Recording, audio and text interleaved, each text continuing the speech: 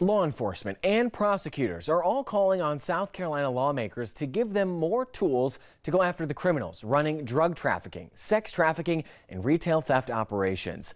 A proposal at the State House right now would give them the ability to put the people responsible for these crimes behind bars for decades. State House reporter Mary Green has the details.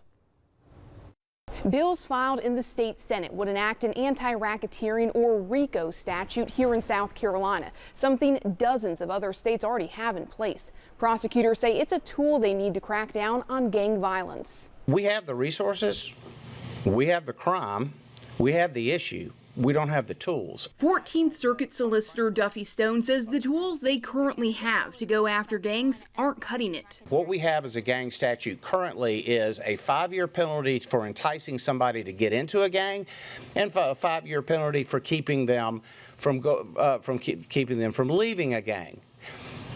I bet that hasn't been used a half a dozen times since it was passed. A set of bills filed at the State House would expand what qualifies as a gang and criminal gang activity to cast a wider net, and would add a RICO statute to state code. One of the legislation sponsors says he filed it after hearing from the chief of SLED. He said that one of the reasons why we have these gangs coming into our state from Georgia and North Carolina is because law enforcement does not have the tools in the toolbox to prosecute the criminal street gangs in South Carolina like exist in our border states. Prosecutors say that would allow them to go after more sophisticated criminal enterprises and to try entire gangs at once instead of individual members one at a time. That's what they have to do now, and Stone says in most instances, as they're prosecuting individual members, the gang has already replaced them with someone new. If you think in terms of crime, and you think in terms of what we are dealing with, if there is an organizational component of it,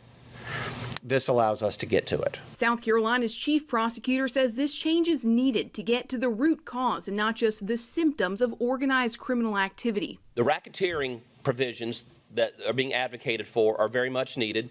That goes after the white-collar component, the business side of the criminal gang activity. The violent stuff you see on the streets, that's good. We can go after that.